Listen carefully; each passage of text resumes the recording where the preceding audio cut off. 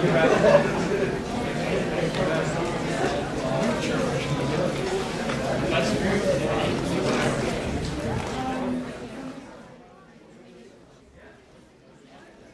everyone. I am truly delighted to be here with you today. I'm very excited about what we're going to be talking about and learning about. My name is Elaine Perlman, and I live in New York City. I've been a teacher for over 30 years, which is kind of shocking to me, 3 decades of teaching, but I am truly proud of myself and all of you for making such a good career choice. I think teaching is number one, and I think there's no other career that would suit me as well. It's brought me so much joy, and just being around young people is truly enlivening. So congratulations on making a great career decision. I am the director of the Peace Corps Fellows Program, and the way the program works is that people who have served in Peace Corps, when they return to the United States, if they want to become teachers in New York City schools, then they apply to our program at Columbia University Teachers College, and they begin studying how to teach, and then they work full-time while taking classes at Teachers College. We do monthly mentoring for them, and we also meet with them monthly for seminars. And I think it's a really good launch for a teaching career because there's so much support. But as you already know, because you worked with Peace Corps volunteers, they're naturally great community members. They're very warm community builders, and they tend to be excellent teachers. So I really have a great job working with all of these dynamic, very interested and interesting people. In addition to that, I'm a parent, I'm a godparent. I lived in Budapest, Hungary for 6 years, though I didn't make it to Ukraine, unfortunately. I really enjoyed living in that region of the world. And while I was there, I worked at the American School of Budapest, and I was their founding pre-K teacher. In addition to that, I've taught every grade except for 1st and 12th. So I've really been around the block, and I've also taught most subject areas. So I love teaching, and I love children of all ages. In addition to that, I've been a school administrator, and I've also painted 11 school murals, which is probably my greatest accomplishment to this day. So I do love to paint and draw. I also wrote a book called Be the Parent You Wish You Had, and I'm currently working on an advice book for teenagers, and the draft is complete, and now I'm having teenagers read it and give me feedback on the book. So that's been a great project. Today, as we are together, I'd like to model some of the things I do with my own students. And one of them is that I begin every class with writing for full presence. Well, what does that mean, writing for full presence? It's 3 minutes of free writing. The writing is not shared. It's just a way to get out of us things that are on our mind and could block our creative pathways. So in other words, if you have a shopping list, you need to go to the grocery store later, it may be repeating in your mind right now. You can write that down. If there's a doodle that you really want to draw, you can do that too. So it's 3 minutes of just stream of consciousness writing. And I find that it's a great way for us to align ourselves so that we're ready for learning. So at this moment, I'd like for us all to get out a notebook and a paper, and we will just free write for 3 minutes, and then we'll talk about how that felt. Okay? So I'm going to just see you in 3 minutes. So welcome back from Writing for Full Presence. I hope that it was something that you found valuable. I know that with my students, they look forward to it because they can practice their language skills in privacy, and they can also get out of their minds the things that might be distracting to them during the class. So we call it WFFP for Writing for Full Presence. And it turns out that it's a great idea, and it actually is the =1 and cheapest mental health care practice, journaling. It's a bit different from journaling because if someone is keeping a diary, keeping a journal, it's something that they're not just doing for 3 minutes at a time before class begins. But I do think it builds up that habit of putting into words our thoughts, and can be really helpful in just feeling better and more ready to learn. So thank you for your comments on that. Okay, everyone. So I would like to say, first of all, Stradzvojta and Yaktui.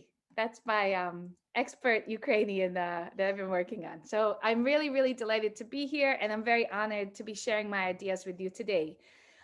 I do speak a lot, and I plan on speaking a lot today.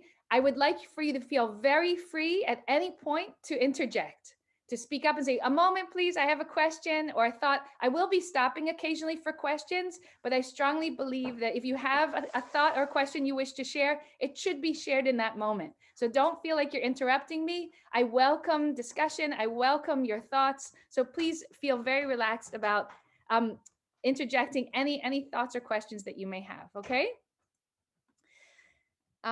So I really believe that in every class that I teach, that all of my students should be ideally writing, reading, and speaking. Now, the writing and reading, most teachers have no problem with that. They agree with me. The speaking thing is a question for them. Should we force every student to speak in every class? And my strong feeling is that absolutely yes, because we are preparing our students for having a very engaging life and being adults who can express their thoughts in words. And as we know, we have thoughts in our head, but when they are put into our speech, we tend to be able to structure them. They tend to be more clear. And the more we speak, the better we are at expressing our thoughts. So in my classroom, every student speaks in every class period. Now that may be for the students who are, let's say, a little bit more a little bit less free about speaking. I may ask just a yes or no question, or I may just walk up to them and compliment their socks, and then they'll respond to me in that, and then they're speaking, right? I don't believe any student should go through an entire classroom being silent.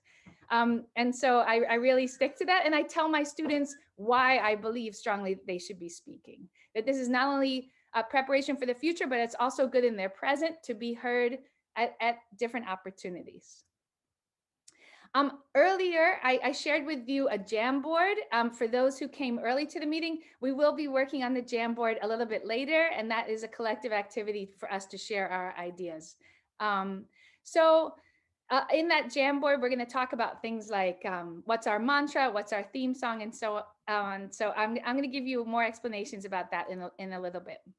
What I would like to do right now is that for us to do a visualization. Now, what's a visualization? A visualization, you can either close your eyes or you can keep your eyes open. You can look at the floor, anything of that nature. And what it is an opportunity for us to think. We don't need to write anything down. We don't need to share it, but it's sort of an idea exploration. And how did I come up with this idea?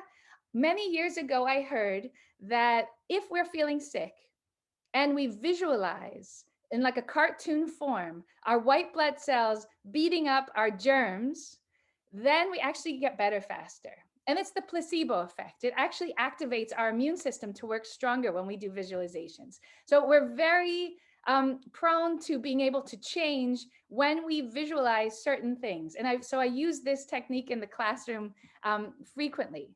So one of the reasons is to build awareness. As we all know, if we're not aware that there's a problem or that there's an issue, we cannot solve it. We're blind to it. And I feel like through visualizations, we're able to become more aware of what are our thoughts, what are our feelings, and what are potential problems that need to be solved. So in that spirit, I would like you to either close your eyes or look at the floor, or you can just look straight at me, whatever works best for you. I'm just going to ask you a series of questions, and I'd like for you to just take time to ponder those questions. So here we go. The first one is, why do we teach?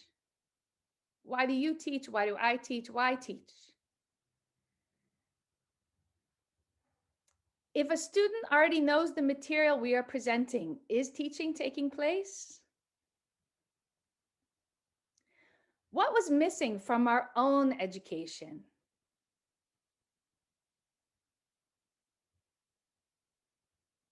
As teachers, what hats do we wear? Parent, doctor, friend, what hats do we wear?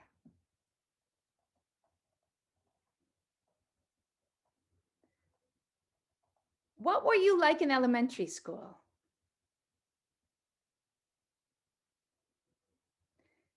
What were you like in middle school?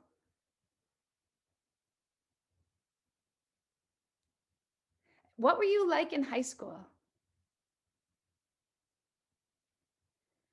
What kind of teacher would have what kind of teacher would have been best for you at those different times in your life?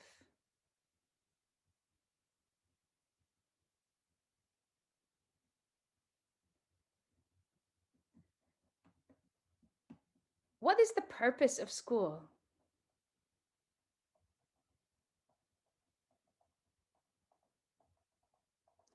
What are some words to describe your teaching personality?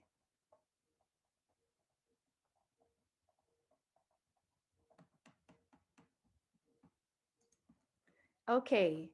And how was that visualization? Was it something, I would just love your comments on that.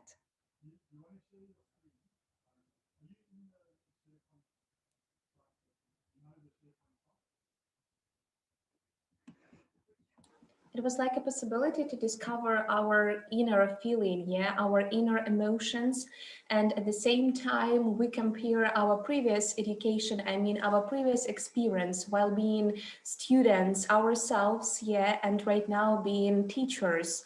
So it's great. And for example, as for me, I experienced something totally new.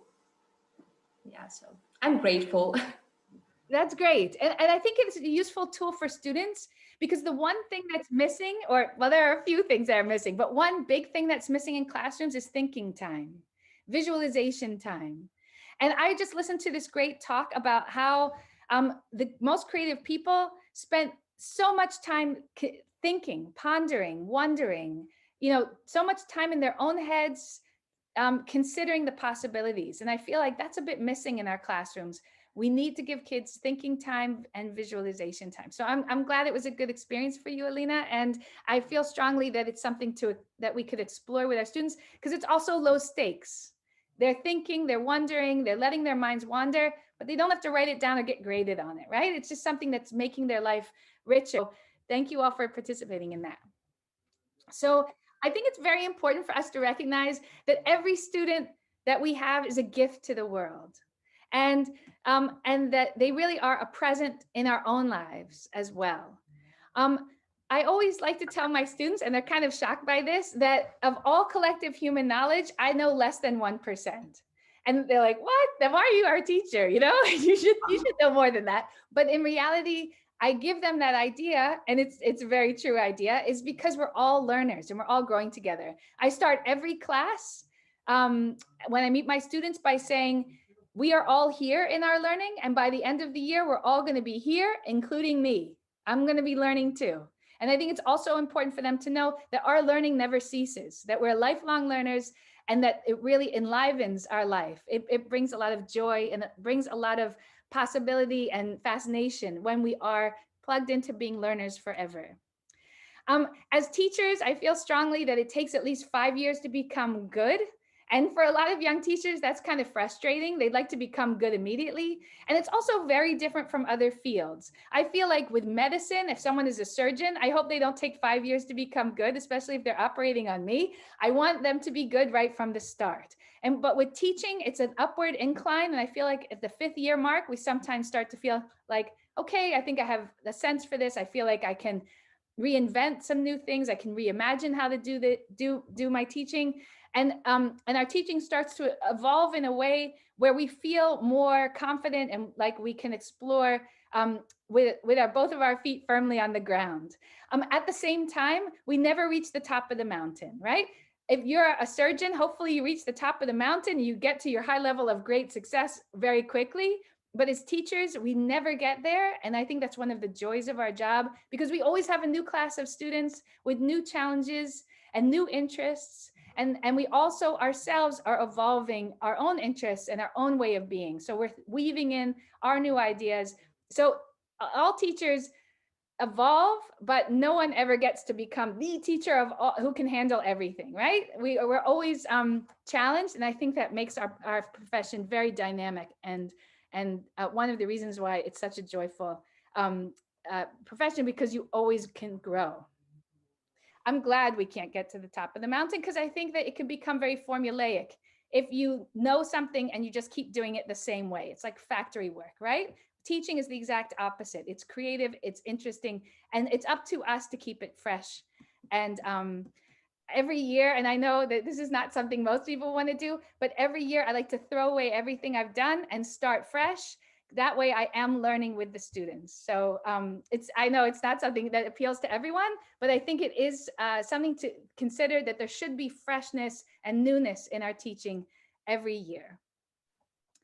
And I think that one of the benefits of choosing to be a teacher over being a heart surgeon, for example, is that it keeps us young and it keeps us with the times. And I think that the young people around us also give us that life and energy. And that's something that's a huge benefit.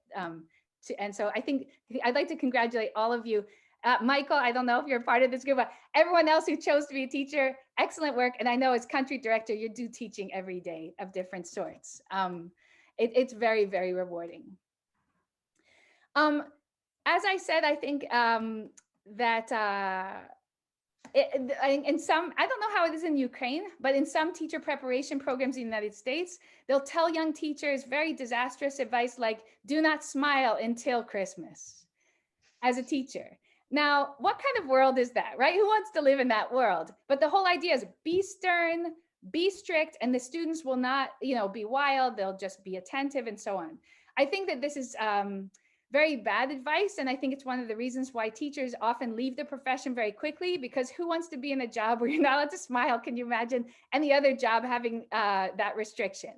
And so I think it's important to smile and praise and show who we are. And also, I just want to do a little bit of an ego boost for us in terms of other professions. If you think about what's the essence of a doctor, the doctors are there to heal us so we can go back into our lives and learn, right? And become better and bigger and stronger. What's the purpose of a lawyer?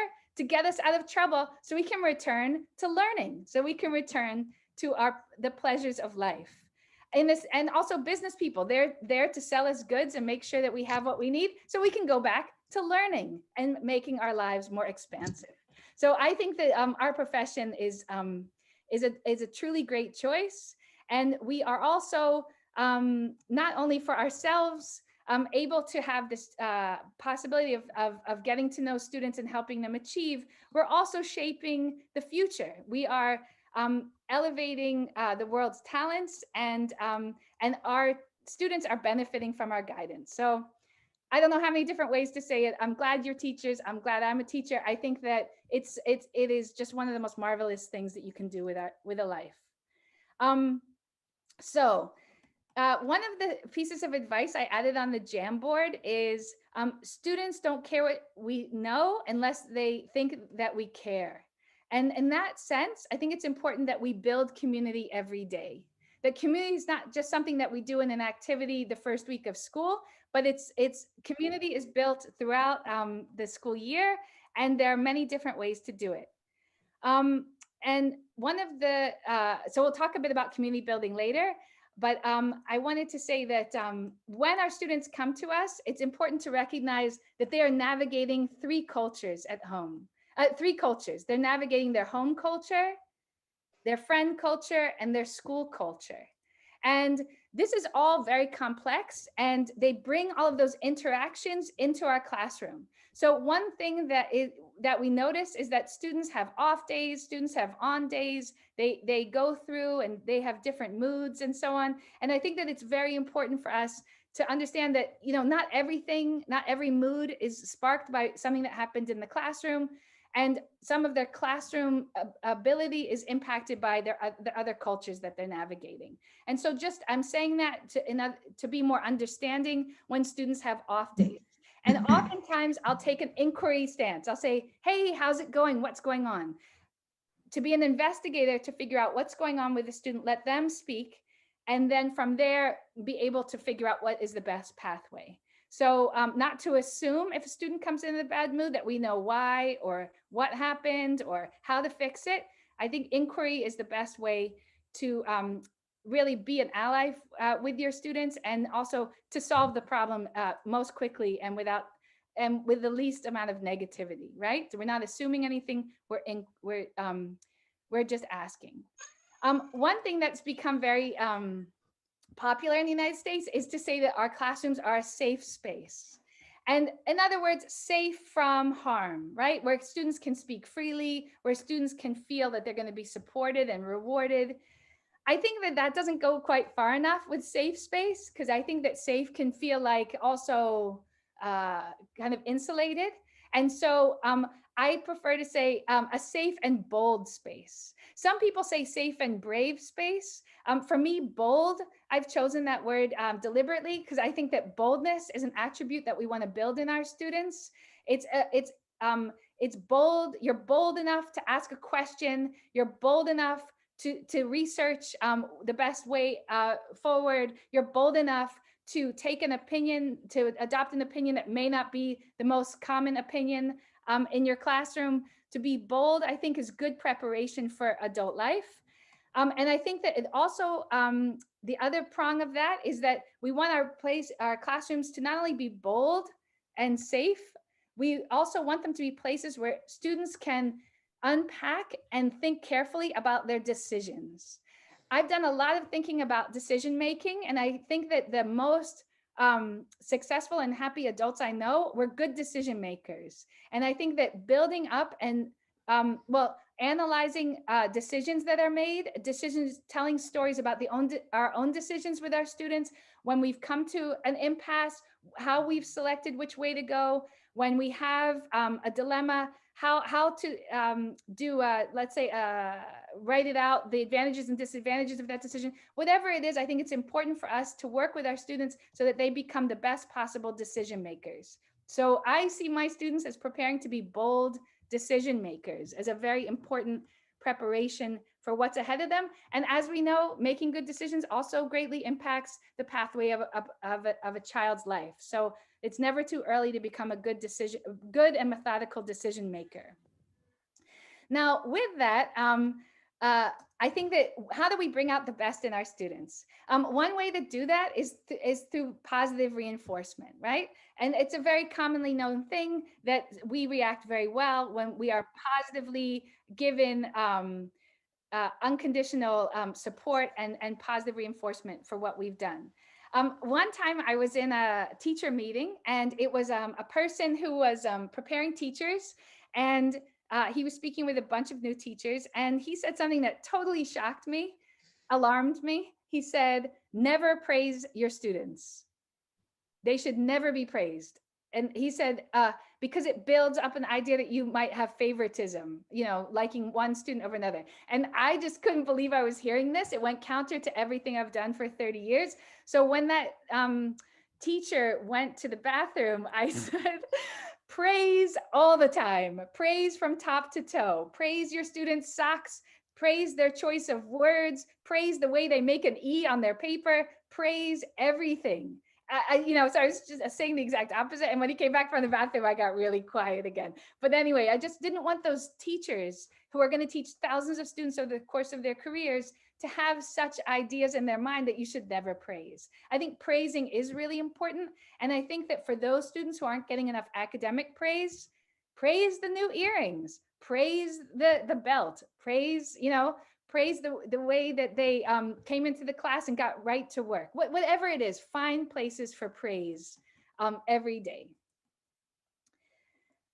I had a professor who, her name, we're talking 30 years ago, Professor Maxine Green. She's a little bit on the famous side among educators in New York City. She's did a lot in terms of integrating the arts into education. And she has a very simple sentence that I really love. It's, I am what I am not yet, right? So that to me describes, we don't know the potential of our students. We don't know what they will yet be, but they are already in that stage of germination, right? And every contribution we can make to that growth is going to help their become a more expansive, deep thinker in the world.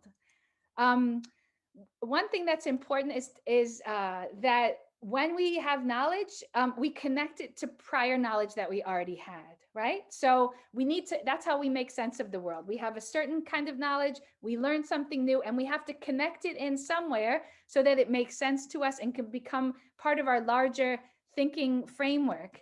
If it doesn't connect, it will quickly be forgotten, right? So when we connect new knowledge, it's important to think about connecting the new knowledge with the students' own interests and cultures. And this has a new name in the last few years. It's called culturally sustaining pedagogy. And it's something that it gives our students a sense of power so that their intellectual, social, emotional uh, base of culture is reflected in the knowledge and the skills that they're being taught. So it's validating students' cultural interests and building from there as they learn new material, right? We're all growing and we're connecting that learning to what we've already known. So it's always important to ask your students, what do you know about this subject? And then from there, build, build upwards. But it's always important to know what students are coming in with, what kind of skills and knowledge they already have. A while back, I heard from someone that we do not empower students. That's a very common phrase to say in the United States, to empower people.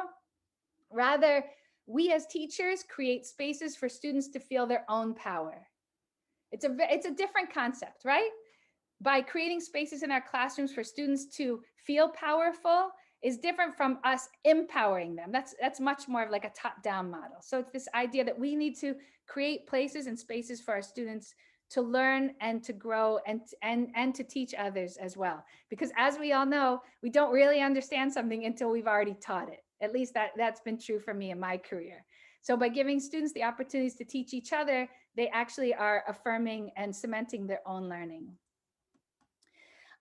So I think that the classroom can be a place of humanization and a place of possibility. And with that, I think it's important for us to push back against stereotypes and sort of very simple, plain, and often false thinking. One thing that's very important, especially for young teachers, is to let them know that they don't need to step into someone's shoes and pretend they're someone else. When I was a new teacher, I thought, oh, I thought this particular teacher I had was fantastic. I'll just pretend to be that teacher, right? I'll look like I'm a grown up and the kids will respect me like I respected that teacher. And I think that though I understand why I had that thought, I think it's very important that we cultivate our own authentic voice and our own authentic way of being with our students. Otherwise, we're not going to enjoy our experiences with them. We're faking it, right? We're pretending we're someone else. And I think that can be very off-putting because as human beings, we can tell when someone is being a phony. We can tell when someone is being genuine, and we're attracted to those who are genuine and authentic. One thing that is very tempting for teachers is to pretend that we are perfect and that no mistakes are ever made. At least when I was growing up, that's the way teachers behaved, as if there was no room for growth, they'd already arrived. And I think that with that kind of false veneer of perfectionism, it's very challenging for students to relate to us. And also there are no entry points. It's like a sheet of plastic is prohibiting us from really relating with our students. I think that it's very important to share with our students our vulnerabilities, our struggles along the way when we made mistakes and so on, because then they're going to feel more relaxed about speaking with us about when things are not going so well. In addition, they'll understand that when they're not doing so well, that's just part of the journey. Failure is part of the journey of success, right? And so when we're authentic in ourselves, we're more relatable. At the same time, we have different aspects of our personality, and the one we provide for our students is not the one which maybe reflects a tough day we're having. We may have in our personal life something very challenging going on, but in front of our students, we're giving our best selves, right? So it's not that we are entirely sharing with them things that are personal, but we want to be present for them. And it can also be a very joyful break if we're having other issues to be with our students fully and to be a great supporter for their learning. So now I'd like to change topics and talk a little bit about working with volunteers who are not white volunteers. So we primarily volunteers who are African American or Black, volunteers who have descendants from Asia, they're Asian Americans, or Latino Peace Corps volunteers who are from Spanish-speaking countries like Mexico, Central America, or South America. And I know that in many cases, the experiences that Peace Corps volunteers have in Ukraine are absolutely incredible, and they're flawless. But there are cases, and I've listened to volunteers speak about some of the struggles they've experienced in having a different color of skin or being from a different ethnicity than the majority community in their Peace Corps countries. So I'd like to discuss that a little bit, and then I'm going to open up the floor for your own comments. With this one, I actually want to do another visualization. So if you'll just indulge me on that, I think it will be helpful. So either close your eyes or cast your eyes down. And I'd like for you to imagine that we are living in a place where no one looks like us or shares our culture, but all are welcoming and all are extremely kind. So now we're going to walk on a pathway to a new village. And when we arrive, we realize that everyone there is fearing us. We feel like a cold wind is blowing within us. No one looks like us, and no one looks like they want us to stay there. The emotional temperature of the place is very cold, and it greatly impacts our level of comfort, our level of safety, and our contentment. So we know how it feels to be welcomed, and we know how it feels to be shut out. So thank you for listening to the visualization. And I would like us to talk about how to most welcome volunteers who are not white. I think the first thing that we can do prior to their arrival is to learn about American culture and to learn about how people who are not white in the United States have been treated over time and currently. And I know it's in the national news. This is not a surprise for anyone, unfortunately. But how can we learn? What are some ways that we can become more understanding and more knowledgeable? I always feel like when we do a level of learning, we're showing a level of caring and respect. So when I visit a new country, I try to learn some words in the native language. It always makes people who I encounter very joyful, especially because I always learn how to say "I love you." That's always something that people crack up when I say it. But I think that it's important to share our to show people that we care, and part of that is taking time to learn. One of the shows that I'm recently started watching is on a news channel called Vox, VOX, and it's the series is called The Secret Life of Muslims. And what they've done is they have short videos about people's interesting lives as Muslims in the United States. And in that program, someone said something that I think is very true. And that is that we can read a lot about not being discriminatory and not using stereotypes, but the best way to knock down stereotypes and bigotry is to actually make friends with people and to form relationships with people of different cultures and ethnicities. That's the quickest way and the best, most effective way to knock down any kind of bigotry. And so in that spirit, we, as I'm sure you already have experienced, when we connect with people, we see them as whole and we care about them. And when we care about them, the hatred or any kind of bigotry just dissolves. So I'd like to suggest two books that I think can be very helpful. One of them is called The People's History of the United States. It's a fascinating cultural history and economic history and just everything. Most history books are about war. This history book is not about war. It's about people and their struggle for freedom. And it will give you a great understanding of the history of people in the United States who are Black, Latino, and Asian Americans. So I'm putting that link in the chat. The second book I would recommend if you're interested in reading is a fantastic book that's very popular right now by Dr. Ibram Kendi, and it's entitled How to Be an Anti-Racist. And it's really changed the discourse in the United States where people are no longer saying, I am not racist. They are saying, I am anti-racist. In other words, I'm actively fighting to dismantle racism.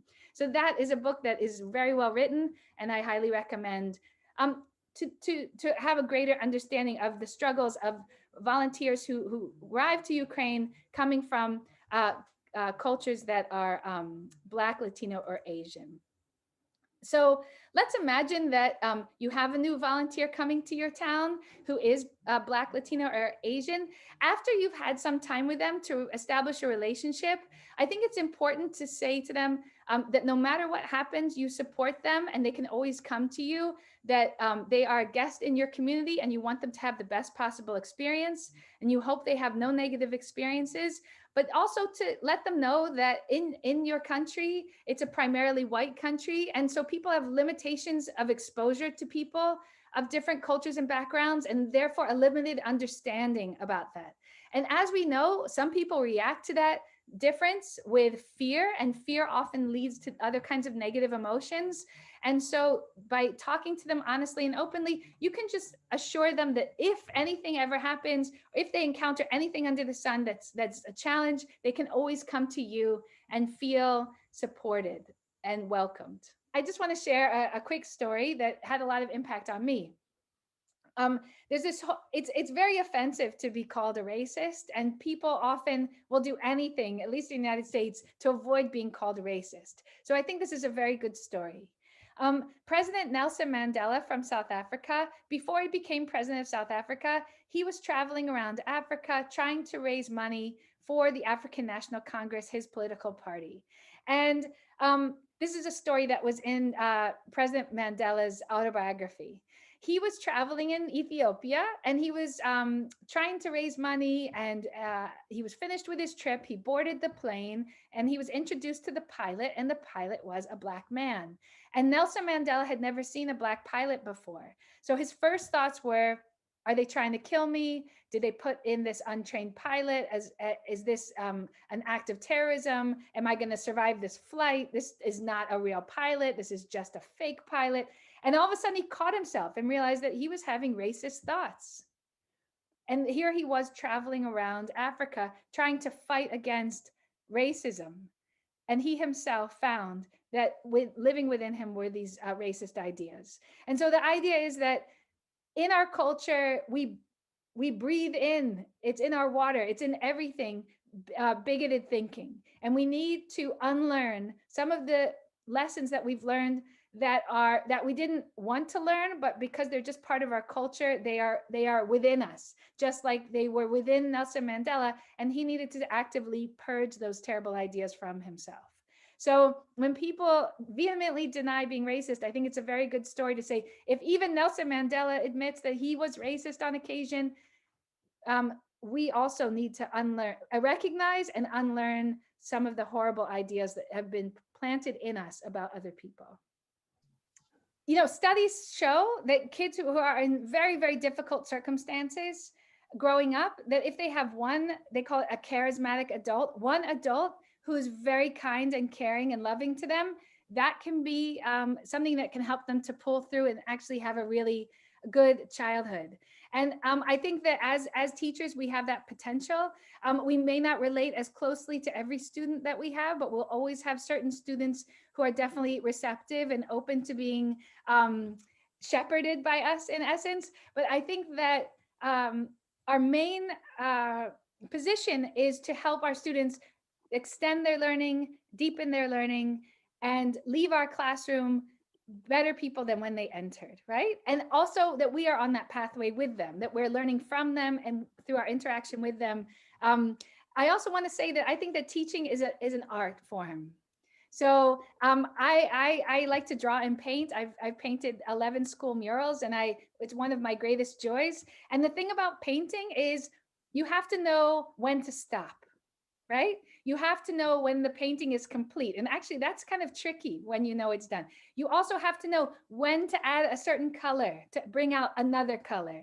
And so this whole idea of how much to put in, how to put it in, when to stop, when to rebuild, how to rebuild. We make decisions all day long. We make judgments throughout the day, and just like an artist would, and it's very much trial and error. But that's why I think that it's hard to teach someone who doesn't have that artistry of teaching to be a great teacher. It really is something like some people can draw very well. Some people are just exceedingly good at teaching. And I feel like from there, if you have the basis of the natural talent, we can build it up and truly treat it as the art form that it is. I do believe that. The next thing I want to share with you is that I recently had an experience which was quite a challenging one. I was on a panel discussion with the Peace Corps country director from the Dominican Republic, as well as a couple other community members in New York City. And we were talking to 120 students about community service. And it was a really lovely event. It was very pleasant. The person who was the moderator was a 12th grader. So the whole thing was going really well. And then one of the people among the 120 who were listening unmuted himself and said the N-word 3 times and then hung up. So very offensive and very horrific. And at the time I thought, you know, I'm a guest here. I don't want to say anything. I should just be quiet and let other people handle this. The teacher who was in charge was so shocked that he just said, that was terrible. That's not who we are. I'm so sorry that happened. And then he became silent. Then there was this long period of silence.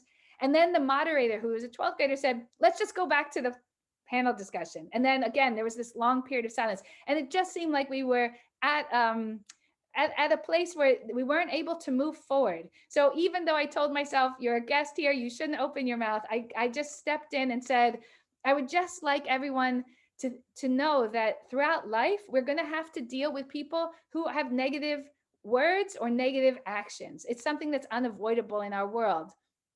And one thing that really comforts me when those kind of events happen is I say to myself, I'm glad I'm not you. I'm glad I'm not walking through the world, harming people, saying offensive things, and destroying people's days. I'm glad that I'm not a person who's intentionally harming others. And I said, and this is a bit of a stretch because I didn't know all 120 students on the call, but I said, I know that among us, no one here is walking around trying to make the world a worse place. I think that we should all be very thankful and grateful to ourselves that we don't have that kind of character. And I think that it's just important that we don't let that person have the power to destroy what goodness is going on today. And so we were able to get back to the discussion. And afterwards, a lot of students came to me and said that they were very grateful that I could shift the mood into a positive one from being so sort of defeated and negative. And I think that that's one of the powers we have as teachers, is that even when things are negative, we can charge them positively with our words. So I just wanted to share that story with you. We call that Zoom bombing here. And it's something that I'm very grateful that I was there to sort of help people work through it. So that was a very eventful day. So now I would like to talk about, as we are teachers, what kind of thoughts that I think could be very helpful to us as we are working with our students. The one thing I think to think about is that in English, we say we are raising children. I don't know if it's the same in Ukrainian, but the word we use is to raise, to lift up, right?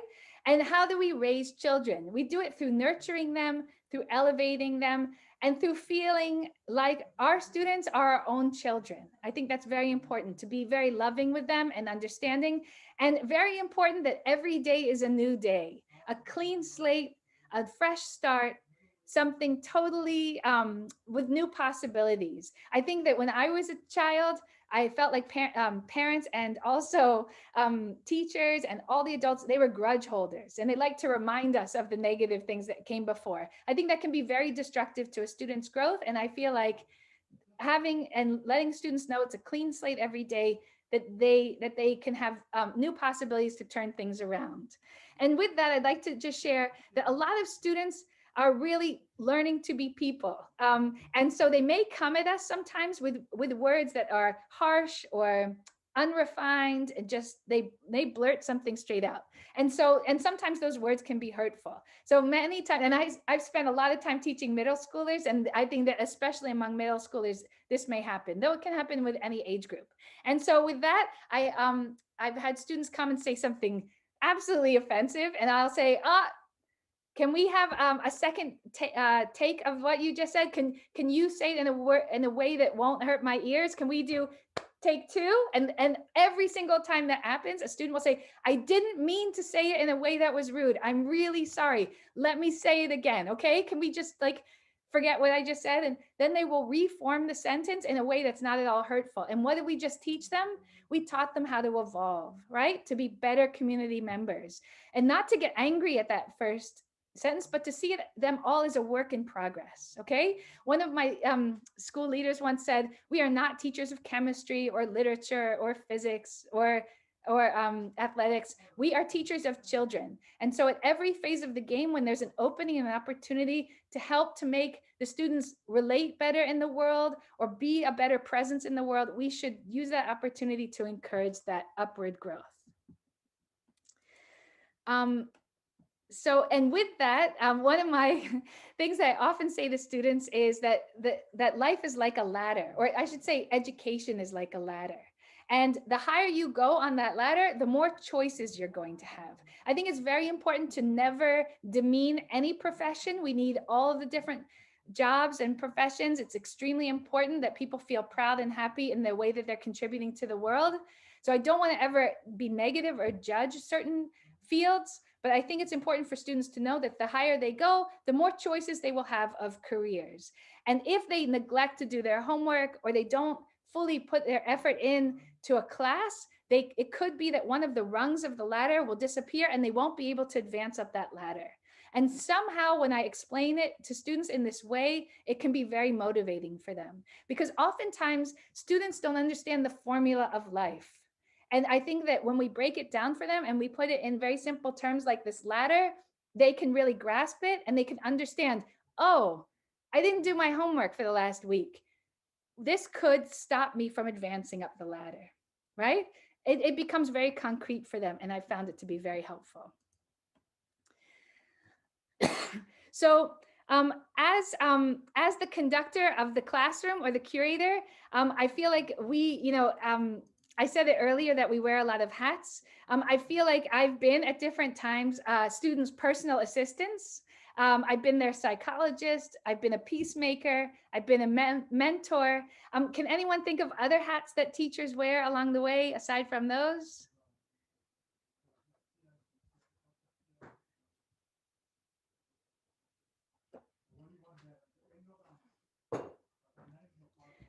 Sometimes I'm a nurse. You have to put a Band-Aid on. You can be a referee when they fight, and you have to stand in the middle, and the peacemaker, everything. One teacher told me, I'm the mom, I'm the babysitter. That's right. That's right. Yeah, I mean, in other fields, people don't get to wear so many hats. I think it's never ending, and it's absolutely true that we need to have all these different good qualities. One thing that I often ask my teachers is, would you rather be the children's most challenging teacher or their most well-liked teacher? And this is a really fascinating question, because for me, that's no doubt. I want to be their most challenging teacher. I want to be the teacher that taught my students the most, the one that made them sweat, the one that made them raise their level of skills and knowledge several levels up. I want to be the one that they say to themselves, I learned so much from that teacher. I think that that's where our value comes from, is our ability to expose students and to push students to achieve. Now, when I was first teaching, my mom was a teacher, and she said to me, do not ever try to be liked by your students. If you're worried about being liked, you will make bad decisions. Assume they will like you because you're a fair person, but never make that your central motivation. It's totally unimportant if they like you or not. And I think that has really served me well, because I'm able to clearly see I'm there for their achievement. I'm there to push them very hard. I am very loving with them. I joke around with them. I get to know them very much. But at the end of the day, I want them to work really hard and achieve as much as they can, because essentially what we're doing is we're providing our students with the keys to the castle. You're all English teachers, and I'm sure having a high level of English in Ukraine is very helpful at every level of their lives, and especially during their early years of education. So essentially, by being the best teachers we can be, we're giving them the keys to the next door of opportunity, right? And so we want to make sure that key fits and works well, and that they're ready for the next level of whatever life will bring to them. One thing that I'm very conscious of in class is that we are primates. And as primates, we are physical beings and we react very much to each other in that way. So there are times in the class where I'll make myself smaller. I might even sit down. I might shrink myself a bit, maybe during a discussion where I don't want to be the main leader. I want the students to be running the discussion. I don't want to have a big role in it. So I don't want every student to be looking at me all the time. I want them to look at each other. And so I will be smaller. There may be other times where, let's say that there's some negative behaviors coming up, or students are not doing exactly what they should be doing. I will then make myself big. I will take up a lot of space. I will put my arms out. I will widen my stance. I'll puff up my posture, and students react to that. I never raise my voice, but they definitely understand my teacher is in primate mode. She's big, and she's the one who's the captain of this ship. Oftentimes I've had students ask me, why don't you shout at us like other teachers? You know, where is the screaming and things like that? And I'll say, I want to be very proud of the person I see in the mirror. I also know that it's very bad for me to have stress hormones swimming around my body. And I also don't want to negatively impact my voice. And so I always use a calm voice with students. And I'm also very aware that the brain learns better when it's in a calm state, right? So by my being calm, I'm bringing in calmness to the classroom. Now, not all my students have been calm. I've had students shout at me in a very, very rude way.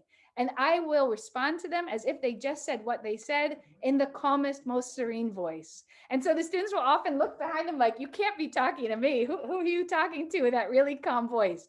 But what happens over time is that they become calm too.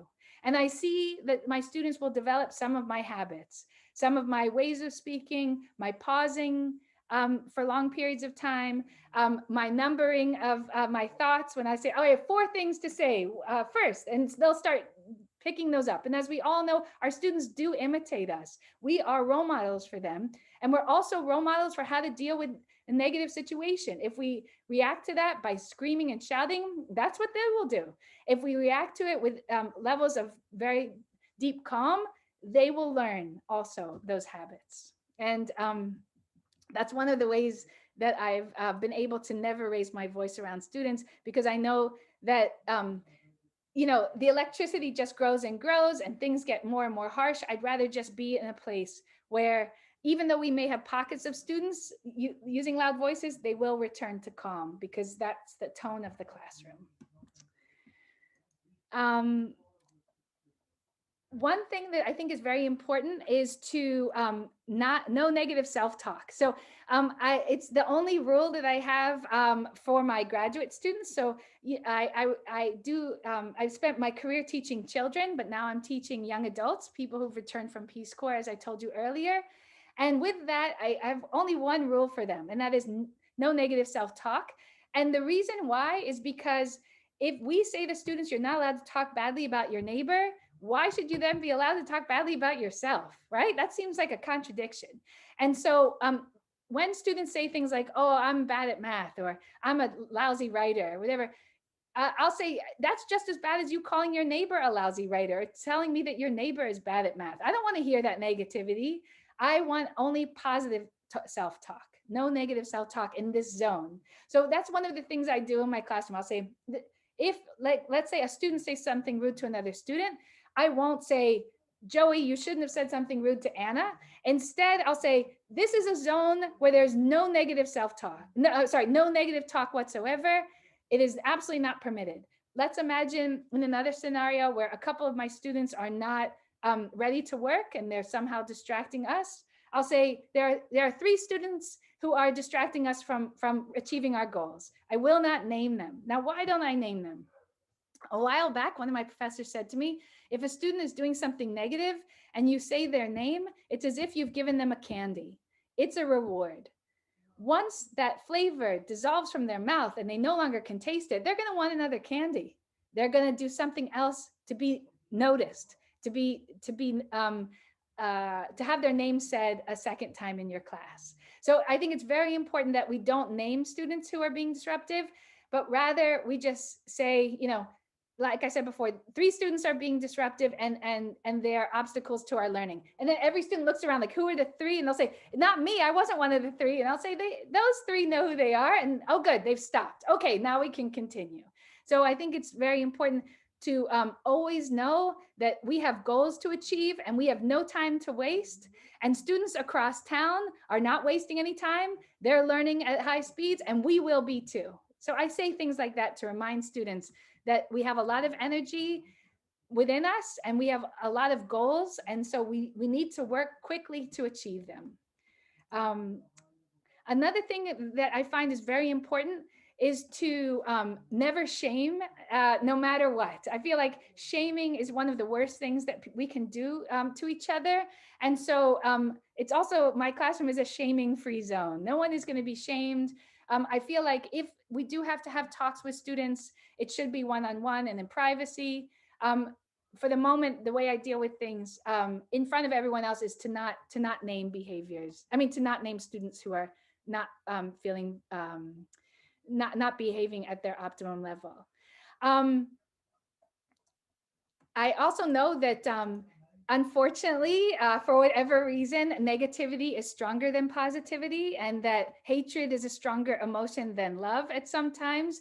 And for that reason, I'm very cautious about using any negative words that can harm students, and so trying to keep things as positive as they can be. Another thing that I try to do very frequently is bring in new vocabulary to my students. I call them $1 million words, and I know as English teachers, that's a big part of what you do.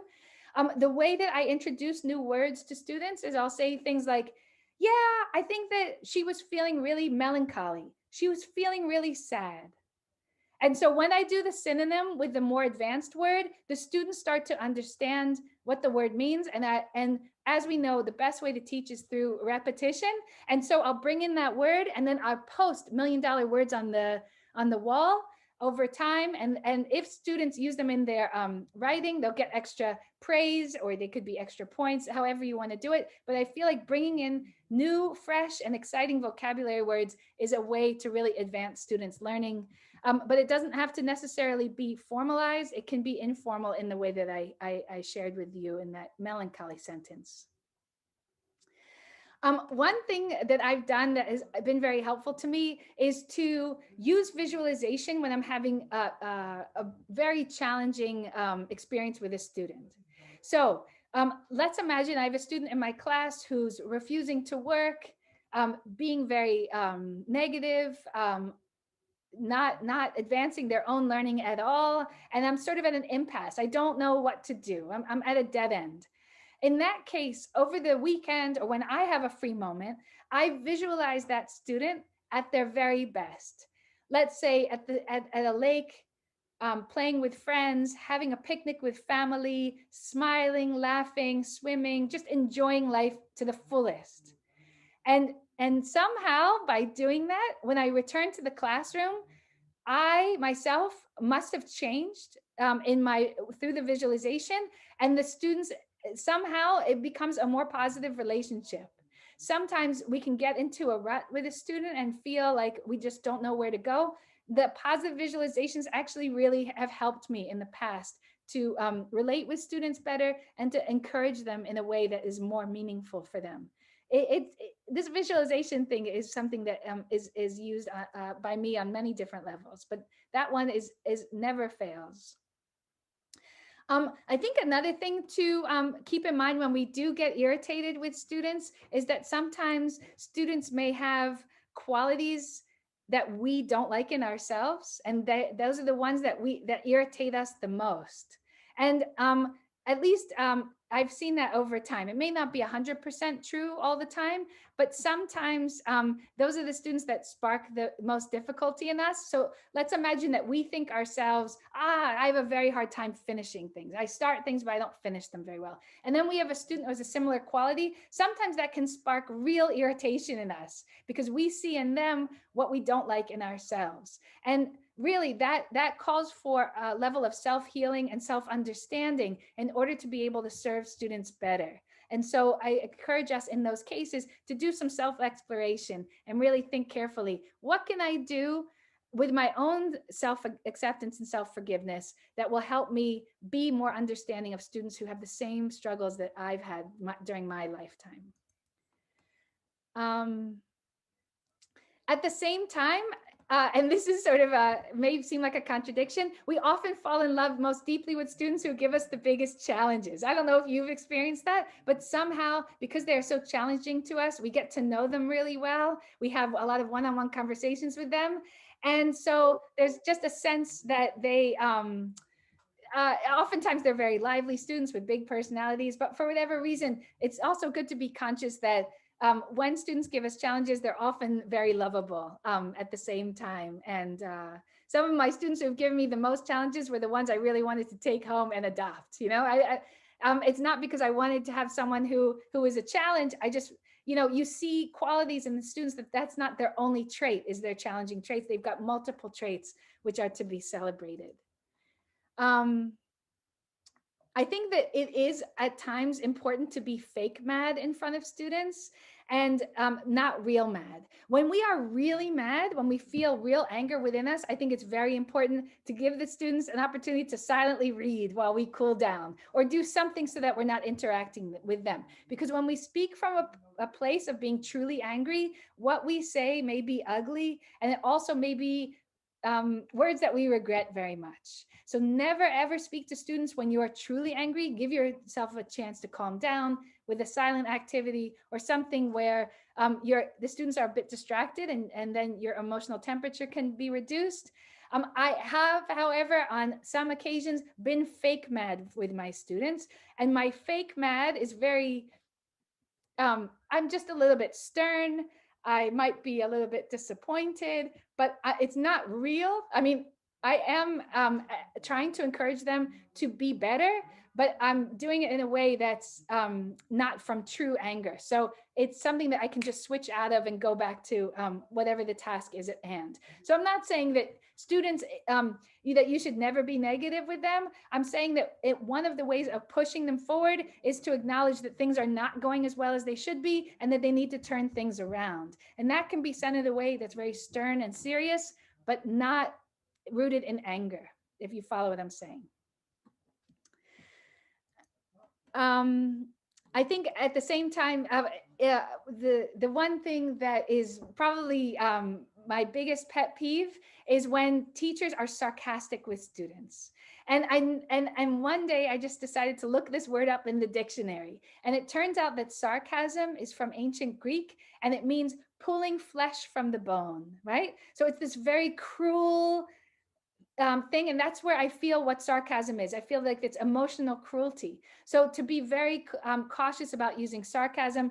First of all, most students, when they're, especially on the young side, may not understand it. But also, I think that it's often has a very mean tone to it. So to just be cautious about sarcasm.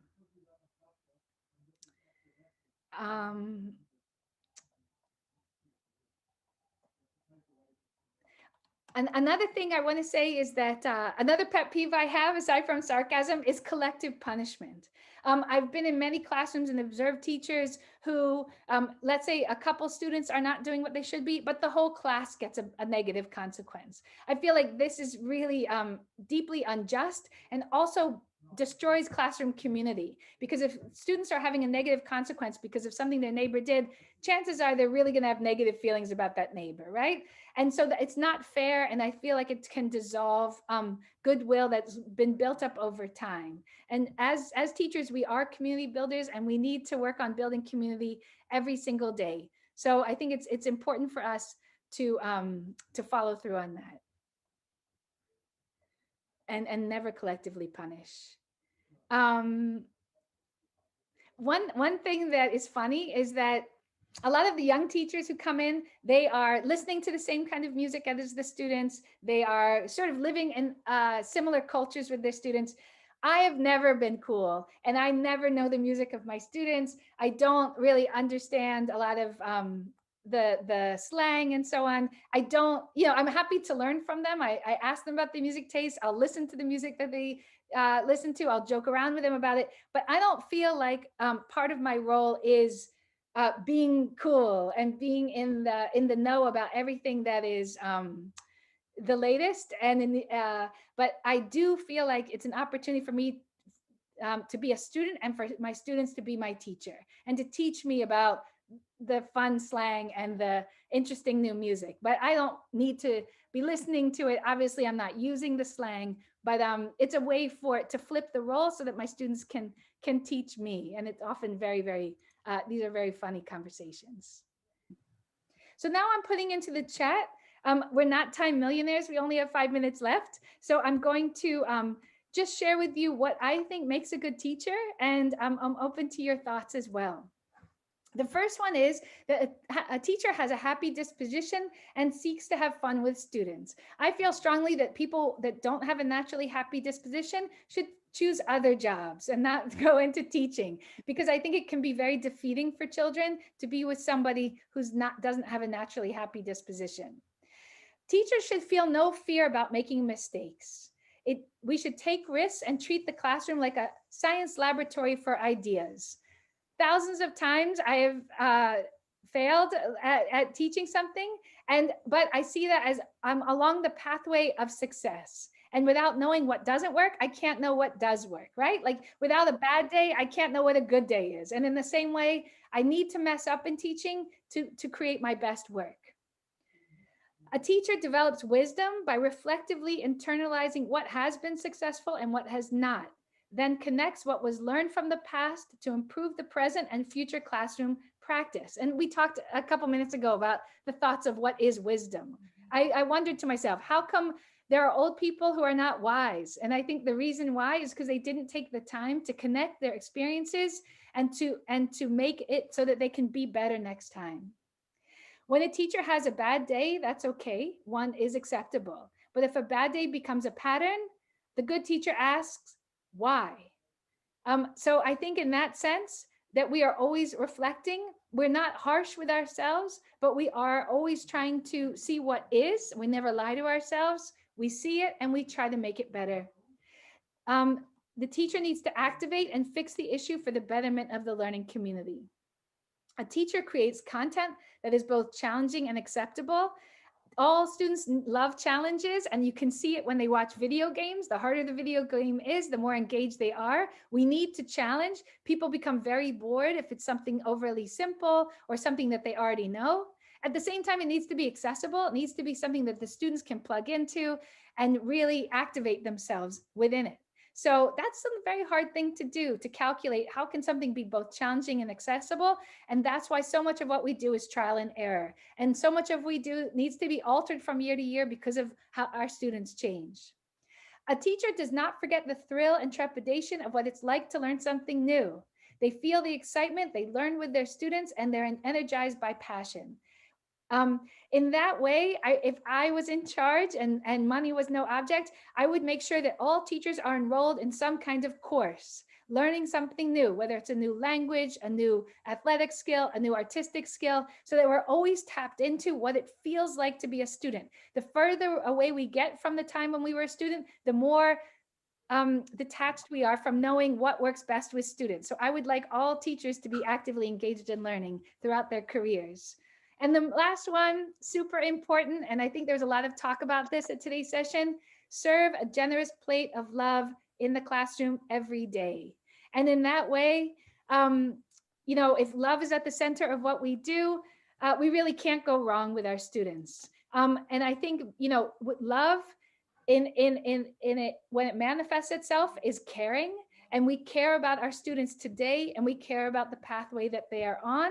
And I think explaining that to them and make it very clear to them that we're on their side and that we want them to go along a pathway that really suits them best. We're the supporters of that pathway, that we can really persuade the students to be more motivated and to tackle work that may seem out of reach at the beginning, but over time, they will be able to soar. So thank you to all for listening. We have only 1 minute left. I want to just let you know, this is a huge honor for me. I'm really delighted to talk to all of you. I wish I could meet you all in person, maybe someday. But for now, I just thank you for listening. And I hope that you found some things of value in what was shared today. Thank you so much. Thank you. The session is really friendly, supportive, fruitful. So many compliments to you. Thank you. Oh, thank you very Thank much. you. Very Okay, kind. everyone, let's Yes. give a round of virtual applause to Elaine Yes. for Yes, sharing this really. absolutely fantastic wisdom with us, kindness, and so many good advice. Thank you so much, Elaine. We so much appreciate it. And welcome to Ukraine. Please come one day. Thank you. Yeah, someday I'll come there, and I'm most interested in coming when you have your cherries. I heard you have exceptionally good cherries, so I want to come during cherry season someday. Sure, yeah, absolutely. The best cherries, in the world are in Ukraine. Please I'll come. be there. I'll be there with the Cherries and strawberries. Okay, Yeah. I'm into it. I'll go for it. Thank you. Thank you So all for listening, and Thank you. enjoy yourselves. You're Okay, great. thank you. Have a great day. Thank Thank you. you so much. Thank you so much, Elaine. Bye, Have a everyone. beautiful day. Bye-bye. Thank you. Thank you.